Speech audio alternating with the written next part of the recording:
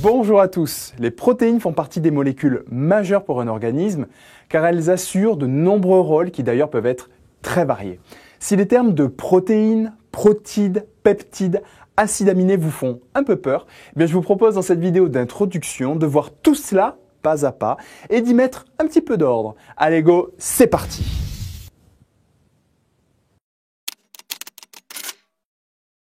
Voici sur votre écran quelques termes.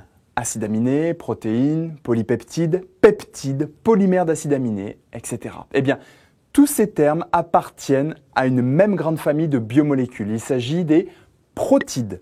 Alors, souvent dans vos cours ou dans les livres également, vous verrez que les titres de vos chapitres sont souvent liés aux protéines. Mais le grand groupe finalement correspond aux protides et cela inclut les protéines.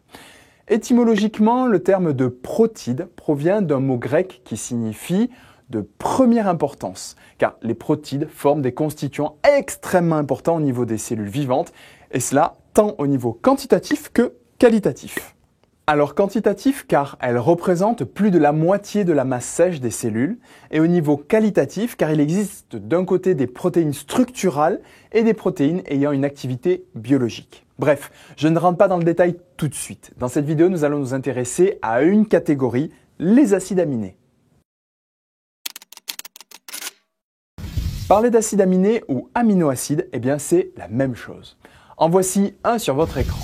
Alors, les acides aminés, comme les autres constituants organiques, sont composés des éléments carbone, C, hydrogène, H, oxygène, O, mais aussi possèdent systématiquement de l'azote, N, et parfois du soufre, S. Ce sont des molécules qui possèdent une fonction acide carboxylique, une fonction amine primaire et un atome d'hydrogène, le tout porté par un même atome de carbone, ici de couleur rouge. Il s'agit de l'atome carbone appelé alpha. Il s'agit également, même si on l'appelle alpha, du carbone C2 dans cette molécule, car le C1, bien, notre premier carbone, c'est celui présent au niveau de la fonction acide carboxylique. Je vous l'entoure ici avec la couleur verte. C'est pour ça que dans vos cours ou ouvrages, on peut lire non pas acide aminé, mais on peut lire de temps en temps acide alpha-aminé. Ça vient de là, cette notion de alpha, par rapport à ce carbone qui est appelé carbone alpha. Maintenant, vous voyez sur la molécule la présence d'un radical nommé ici R. Il s'agit d'une chaîne latérale et la diversité des acides aminés provient de la diversité de cette chaîne latérale. Alors, sachez qu'il existe plus de 300 acides aminés différents, en tout cas qui ont été inventoriés, et parmi ces 300, vous en avez 20 qui constituent les protéines naturelles, les protéines du monde vivant. On parle d'acides aminés standards, c'est-à-dire qui sont codés dans l'ADN et incorporés dans la chaîne polypeptidique des protéines lors de la traduction des ARN messagers.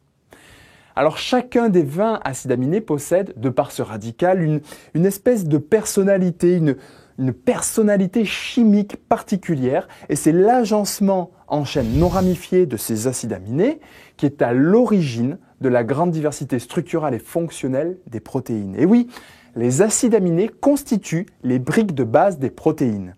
Un peu comme l'image d'un collier de perles avec chaque perle représentant un acide aminé avec son radical qui peut être différent, d'où les couleurs différentes juste au-dessus de ma tête.